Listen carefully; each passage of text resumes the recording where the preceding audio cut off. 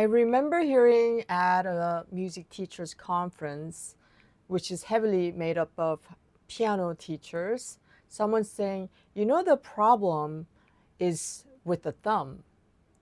And I thought, oh, that's really interesting. I didn't think very much about it at that time. But the more I teach piano, I think the problem is not the thumb. Actually, the thumb is a blessing. Without the thumb, it would be much harder to play the piano. I will explain why. Now we're working on our scales, and you notice that we move our hand to different positions using the thumb.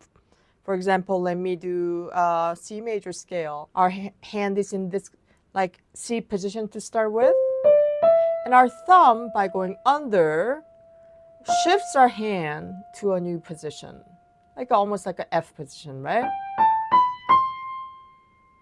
That's a very just simple example of what the thumb does. When we go down, we use the thumb as a point of crossing over with other fingers, whether it's 3 or 4, sometimes it's 2. So the thumb is like a pivot where all the other fingers of your hand can move in and out of different positions.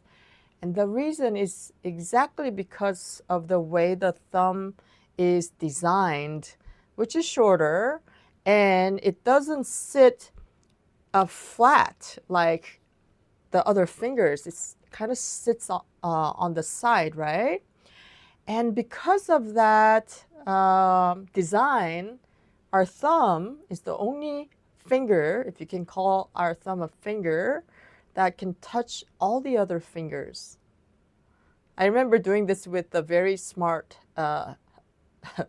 doctor in physics student of mine, and he was like, oh yeah, I never thought about that. Yeah, it's a very simple thing that we never really think about, but when we are playing the piano, it's a really crucial thing to understand and appreciate, because this is how we move our hand.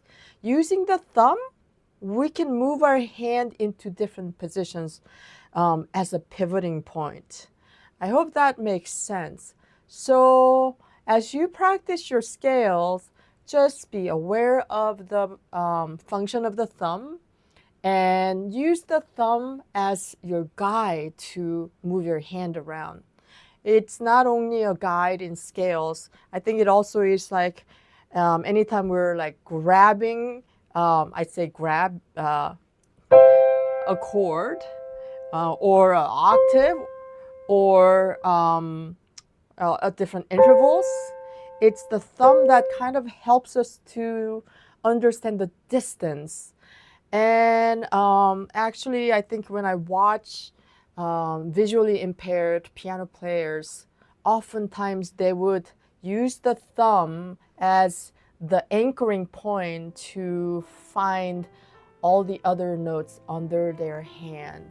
Hi, I'm Kristina Lee, and thank you so much for watching this video. This is actually a lesson from my new course, Piano Mastery Intermediate. Students from all over the world have already told me how much they're enjoying my course because of the clarity of the teaching and how they get to apply the concepts and technique and theory into learning pieces that are satisfying and beautiful. If you consider yourself a late beginner to somewhere in the intermediate level of piano playing, and you like to go deeper in your studies and develop a comprehensive musicianship, please check out my course. So keep that in mind, the role of thumb. Another thing that I want you to keep in mind as you're practicing your scales is alignment. We talk a lot about alignment, right? So when your hand is moving this way, you see, like, you don't want to play like this. You don't even want to play like this, like straight with your hand.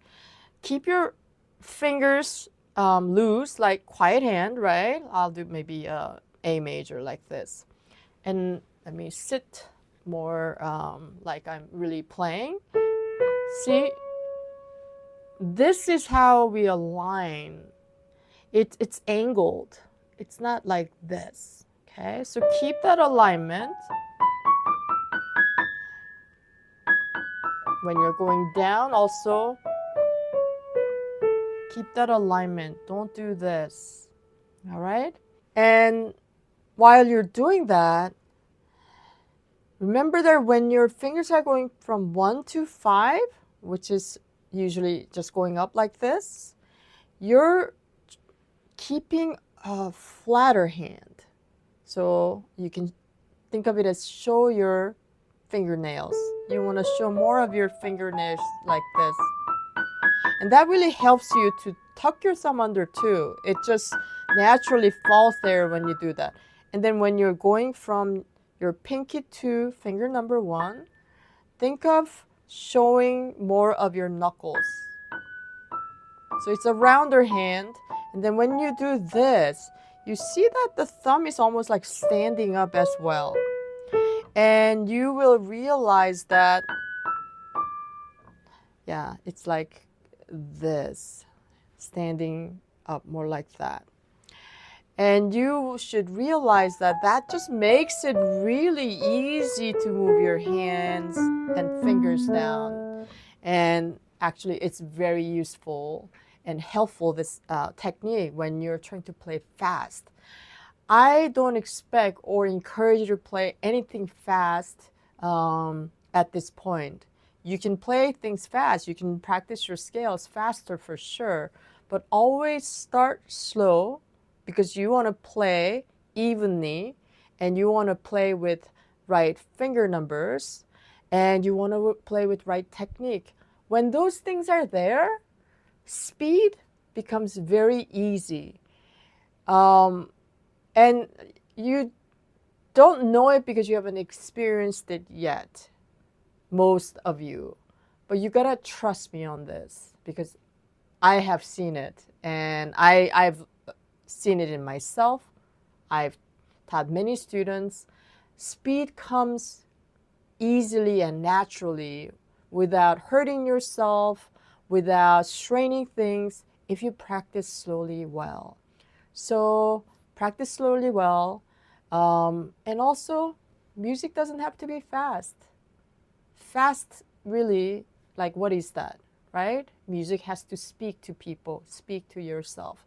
So always focus on these core things when you practice. Next lesson, we're gonna start learning the pieces for this module. The first one is major scale, etude. So meet me there and let's have some more fun.